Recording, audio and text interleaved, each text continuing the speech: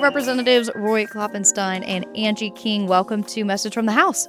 Thank you. Thank you. Good to be here. Good to see you again. St. Patrick's Day. That's why we have our green on. Where's yours? I missed the memo. That's okay. Even though it's on the calendar.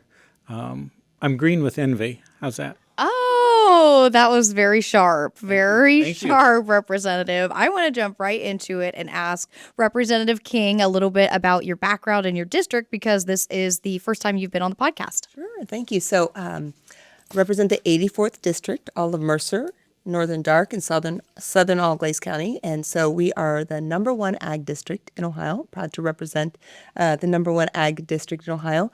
My personal background, I'm a small business owner, involved in real estate, managing property, also a licensed realtor, and just very honored to be able to represent the district. Wonderful. I think that rolls right into the topic, which And is... the spectacular thing she missed, I have to interrupt Oh, yeah, here. come in. Come on in here. She grew up in the 81st District.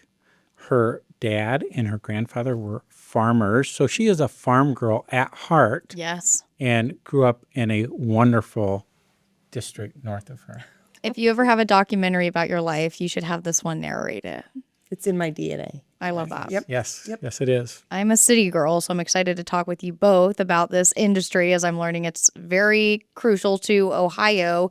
It is deemed March is Ohio Agriculture Month. I just want to take a minute to ask, why is it important to spotlight an entire month for agriculture, and what are the different aspects that this industry, ties into Ohio? So 1 in every 8 jobs in Ohio is connected back to agriculture, and the amount of business, it's somewhere between 80 and 120 billion dollars worth of business. So it's the number one industry in Ohio, and in many cases, Ohio ranks in the top 10 in production of soybeans. And I have to look at my sheet because there are so many of that course. they rank in. But we're number one in Swiss cheese. Wow. Swiss cheese production is number one in Ohio, and I love Swiss cheese, but most people don't know that.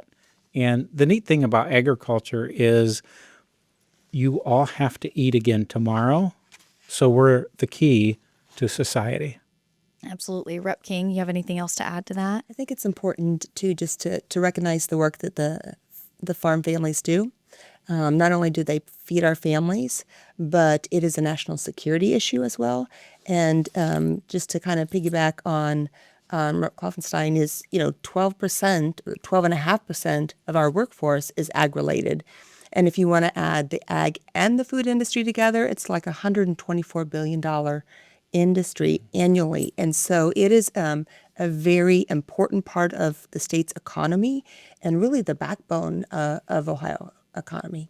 And I want to ask you both, Rep King, between your background in farming and growing up and continuing on that, and Rep Klopfenstein being, the chairman of the Ag Committee, how does that impact your policy making and your legislating here with these strong backgrounds in agriculture? I was going to say for me, we want to ensure that we protect and preserve our farmland. I think there's 13,000 acres are dedicated to farms.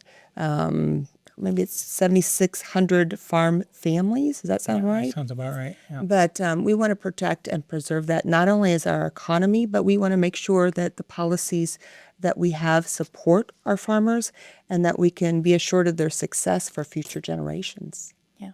And just the mindset of most farmers, and this is the unfortunate side, is most of us work alone or in a family setting, so we don't get out and speak much about agriculture and what we do.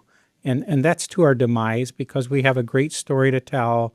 And as Americans, we enjoy the safest, most abundant, most affordable food supply in the world. So with Rep King talking about security, if you look at areas in the world where they have famine or there is people that start rebellions, most often it is where there is a food shortage. So as the American farmer, as the Ohio farmer, we have set a standard of life that is so high that most people in the world have no idea how well we live here in America. And yes, we realize that food prices have went up, we're still literally the best buy in the world. Whether it's good food, but it's fresh food, it is quality food. There's just so many things about Ohio agriculture that we do well. Absolutely. Maybe just add some national rankings. Rep. Klopfenstein had mentioned Swiss cheese, number one in the nation, but second in egg production too, and fifth nationally in soybeans. We'll compare our notes. Is that what you have too? Seventh with corn. We're part of the Corn Belt, and then top 10 in hogs, turkeys, and winter wheat. So Ohio is really, the productivity is impacting not only Ohio, but the nation as well. Yeah, that's And we're third in tomatoes. And we have the country's largest tomato processing plant in Fremont. So there's a lot of things here based in Ohio. I think we're home to 7 ethanol plants, and just a lot of great things happen here in Ohio. Absolutely. It's really neat to be at the heart of, such a robust industry. I think that a bill that you both are working on kind of ties into this a little bit. It's House Bill 1. It's the Ohio's Property Protection Act. Kind of talk me through what this bill does and why it was important for you both. We've been working on this for about 4 years, going on 4 years, and this is a bill that I started working on immediately after I won my general election, because ag is, as I said earlier, it's really a part of who I am, my upbringing, and my district as well. And it is so important to protect our farmland because it is a national security interest. And so when we started working on it, it was to protect agriculture, to make sure that that's a national security asset as our farmland. And once that leaves to a foreign adversary, it's going to be very hard to get that back. Opens the door to maybe some nefarious actors.